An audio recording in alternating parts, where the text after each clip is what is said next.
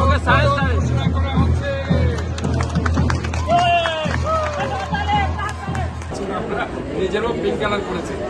So আমরা মনে করি এইভাবে আমরা এটা চট্টগ্রামে একটা আমাদের যে ক্লিন গ্রিন হেলদি এবং সেফ সিটি করার যে প্রত্যয়, এটা হেলদি সিটি, এবং এই অক্টোবর মাস পুরো মাসেই কিন্তু আমরা ব্রেস্ট ক্যান্সার অ্যাওয়ারনেস প্রোগ্রামের মধ্যে দিয়ে আমরা চট্টগ্রামকে একটা প্রকৃতপক্ষে হেলদি সিটিতে রূপান্তরিত করবো ইনশাআল্লাহ।